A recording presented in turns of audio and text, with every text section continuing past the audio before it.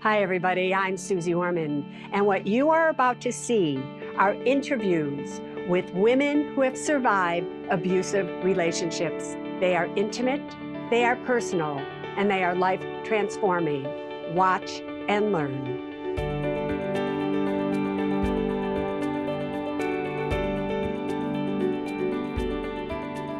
Ayanna, your story is different than all the other women, because your story of abuse started when you were very, very young. You're 35 right now. You have 2 kids, 13-year-old, a 7-year-old. But at the age of 8 is when your first abuse happened. Tell me about it. Well, my mother was traveling. She was a cultural reggae singer. She used to sing with a lot of artists. And she always was traveling. And my father was doing his thing in the streets, and we was with my grandmother. My grandma take care of all the cousins. And so I was one of those kids that just go outside and never listen. The guy across the hall used to always give me things. And when he gave me things, it made me happy as a little girl. So he did what he did, and it became a habit. What did he do? Say it. Sexually abuse me. And when you were 8 years old and he was sexually abusing you, did you know that you were being abused then? No. So that became your foundation of abuse without even knowing that you were abused. Did your mother or anybody ever know about it? No, because they never was really around. And did he ever say to you, don't tell anybody? Yeah. And is this the first time that you've let it out? Yeah. It is. And you're 8 years old, you're being abused. When's the next time you're being abused? When I met him, when I was 15. And who is him? The father of my daughter. Yes. My firstborn. Where did you meet him? In the streets. In the streets. You know. And what attracted you to him? He made me laugh. Made me laugh, and he was brave, and he was a thug. You know, I wanted to be down. Yeah. You know, and I just started living with him. And so now you're with him. And what happens? One day he just hit me. And how did he hit you? Take me there. Just punched me, boom, in the face. For what reason? Guess he was high or drunk. But I'm high and drunk with him, so I don't know. So he hits you, and what do you think? It's normal. It's normal. And what was normal about it? Because I was a fighter too, so I would hit him back. So you did hit him back. And does he hit you even harder? Yeah, like black eyes, broken leg. We had bloody fights. And did you ever physically hurt him? Yeah, he got a little. Little, but not the same. But a man's strength is more stronger than a woman. And now you're pregnant and you have a baby. And what happens? I came from school. We ran out an apartment, and he had another woman in the bed. I sat and I just wait until they did what they did. She left, and then I went into the room, and then he started to hit me, and then we just started going at it. And then I said, I'm leaving, and I left, and he kicked me, and my belly hit the steps. And I went and I called, I think it was Safe Horizon, and they sent me all the way to Poughkeepsie, but I never told them that I was in an abusive relationship. I just left New York and moved to Poughkeepsie. So here you are, because when you hit your belly, it's like, nobody's gonna hurt my child, and you just left, and that was it. Did you ever see him again? Yeah, I still was, when I had my daughter in the hospital in Poughkeepsie, I called him. You called him? To come, and he came, and he slept in the hospital, but he wasn't there in the delivery. My dad was. Then what happens to you? So I started off housekeeping, then I moved up to patient transport, then I moved up to PCT, patient care technician, and I was working there. I got my apartment, I got my car. I never was on public assistance. Everything was cash. Did you love that? Loved it. You have freedom and independence for the first time, and then you get into another relationship. Yeah, and I felt lonely.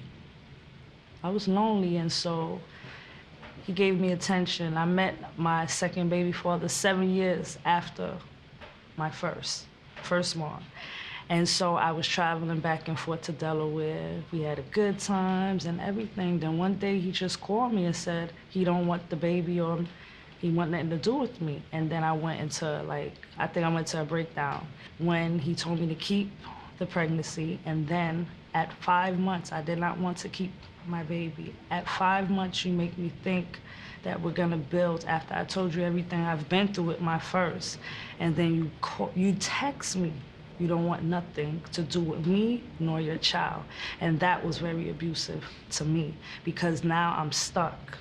So you wanted an abortion, and he talked you out of it, and now it's too late to have an abortion, and now you have this baby. He's out of your life, and here you are, a single mother, 2 children. What do you do? I didn't go to work. I didn't do nothing. My older sister, she said, "What are you doing? You're not eating. You're not going to work. I'm coming to come get you." And she came and took me to Georgia. I left everything. I left my furniture. I left my clothes. I left everything. The landlord called me and said, "What are you doing?" I left my car. I had to voluntary, repo it.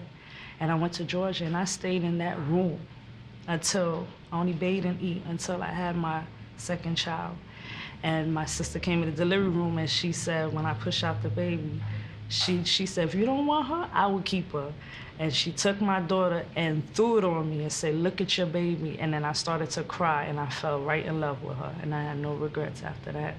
And that's when I started, all right, let me do this again. I believe what I saw growing up, my mother and father fighting, I love my mother and father to death.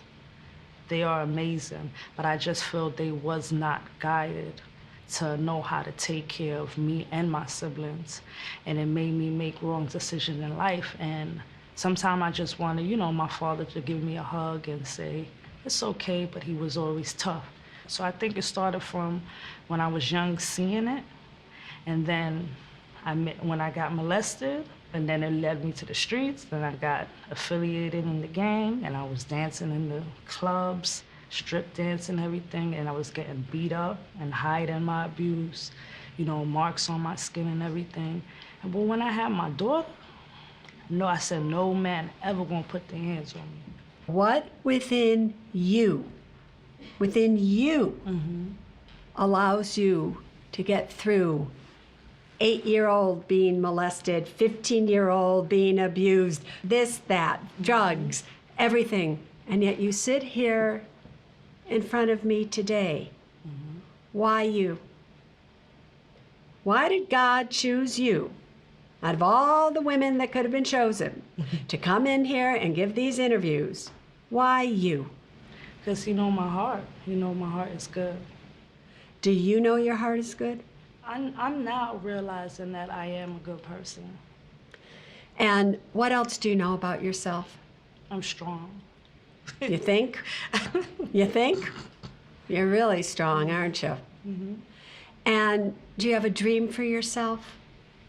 Yeah, I do have a dream. I just want to help those in need, and I love the medical field.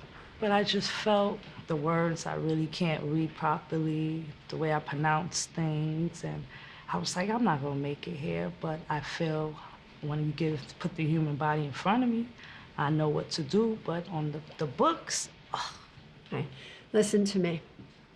I never got a grade above a C, I believe, in college. I've been dyslexic my whole life. I have written 9 #1 New York Times bestsellers. Ask me how many books I've ever read in my life. How many books you ever read? None. Wow. My spelling is horrific. If it wasn't for the computer, you would think I was an absolute idiot in terms of writing.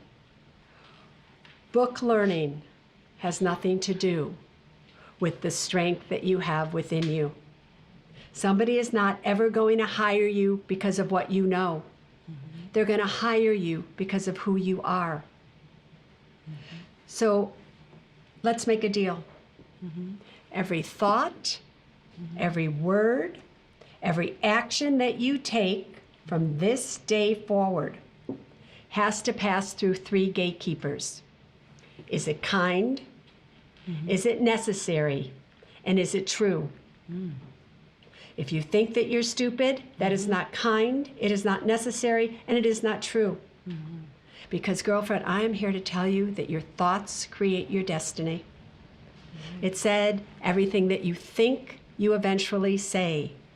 Everything that you say, you eventually do. Your actions become your habits, and your habits become your destiny. You have got to think great thoughts about yourself. You've got to say great thoughts about yourself. Because it's one thing to let somebody else abuse you, okay? It's another thing when you abuse yourself. Girlfriend, you have a long life ahead of you. Your past is not going to define your future. You can create your future, but only when you have belief in who you are, just like you are. You got that? All right. Thank you. I love you. Love you too. Good.